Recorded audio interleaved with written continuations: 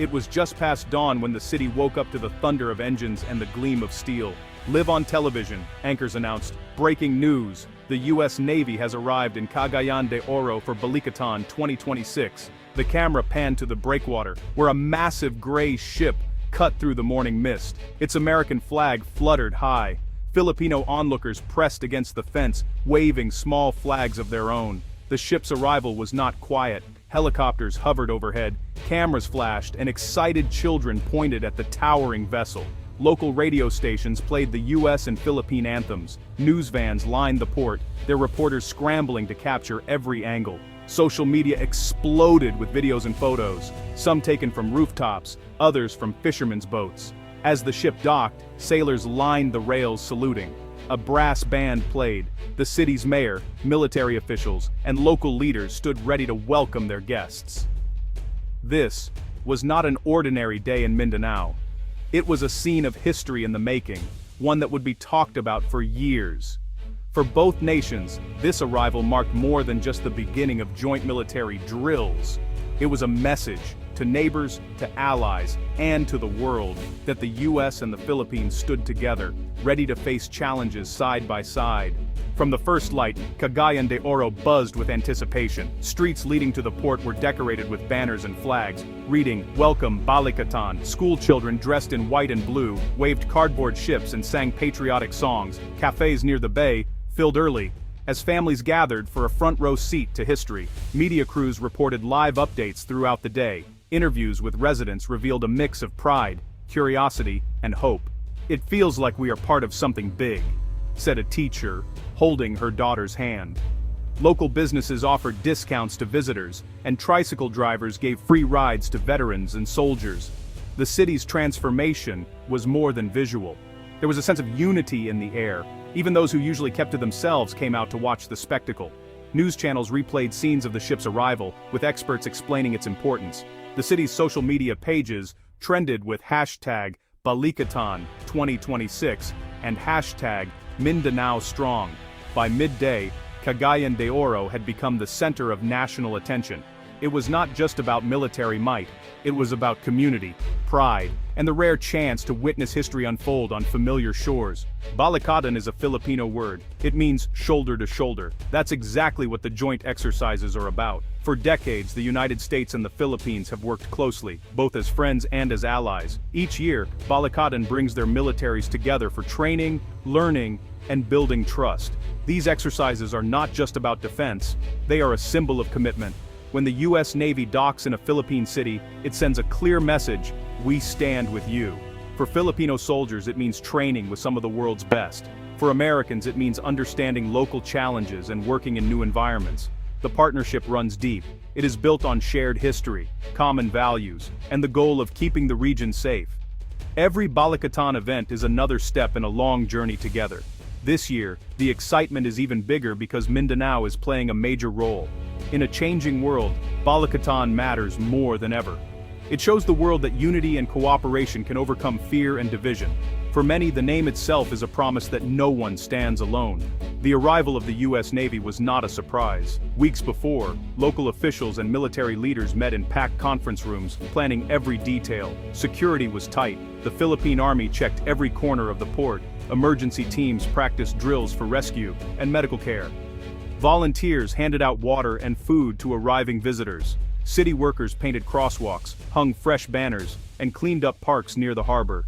Students wrote welcome letters to sailors. Restaurants added American dishes to their menus: burgers, fries, and even New York-style pizza. Local artists prepared performances for the opening ceremony. The Philippine Navy worked closely with their U.S. counterparts. Together, they rehearsed how the ship would dock, how equipment would be unloaded, and how troops would move. They checked radios, practiced signals, and reviewed safety procedures again and again. Behind the excitement, there was hard work and discipline. Everyone knew the world was watching. The goal was clear: to welcome the U.S. Navy with pride and to show the strength of Mindanao's people. Balikatan is not just about soldiers and ships, its mission is much bigger. The exercises include joint disaster response, humanitarian missions, and medical outreach. This year, teams from both countries set up free clinics in local barangays. U.S. Navy doctors worked side by side with Filipino nurses, treating children and giving out medicine. Engineers trained on how to rebuild roads after typhoons. Soldiers practiced rescuing people from collapsed buildings. Firefighters from both nations ran drills together, learning each other's methods. These activities could save lives when real disasters strike. Balikatan also strengthens communication. Radios, computers, and command centers all have to work together. This means that in a real crisis, like an earthquake or a storm, help arrives faster and more efficiently. The exercises are a show of strength, but also of compassion. They prove that military power is not just for war, but for helping those in need. That's what makes Balikatan special to so many Filipinos. For years, most Balikatan drills took place in Luzon or near Manila, but now, Mindanao is in the spotlight. The region's bases have been upgraded with new runways, stronger docks, and high-tech equipment. Satellite dishes and radar towers rise above palm trees, watching the skies and the sea. These upgrades mean Mindanao is no longer just a distant outpost. It is a key location for both training and real emergencies. Soldiers from across the Philippines and the United States now train here, learning how to respond in jungle, mountain, and coastal environments. Local communities benefit too. New roads and jobs come with the upgrades. Schools get visits from soldiers and scientists. Tech workshops teach young people about computers and engineering. Mindanao is stepping up to play a leading role. Its people are proud. They know that with more attention and investment, the region's security and future are brighter than ever before. A few years ago, the United States and the Philippines signed the Enhanced Defense Cooperation Agreement, or EDCA. This agreement changed everything. It allows U.S. forces to rotate through Philippine bases, bringing new equipment, supplies, and training. With EDCA, Mindanao's bases can host more joint exercises and bigger missions. American engineers help upgrade facilities, making them safer and more advanced. Supplies like food, medicine, and fuel can be stored here for quick response to emergencies. EDCA means both nations can respond faster to disasters, whether it's a storm, an earthquake, or something more serious. It also sends a message to other countries. The Philippines is not alone, and help is always near. Critics watch closely, but supporters say EDCA brings jobs, skills, and safety. It is a new era for the alliance, built on trust and the promise to help each other, whatever comes next. Mindanao sits at the crossroads of Southeast Asia. Its ports face the Pacific and the South China Sea. Trade routes, fishing grounds, and undersea cables pass nearby. This makes the region important, not just for the Philippines, but for the whole world. Piracy, smuggling, and gray zone tactics are real threats here. That's why Balikatan drills include coastal patrols, anti-terrorism training, and cyber defense.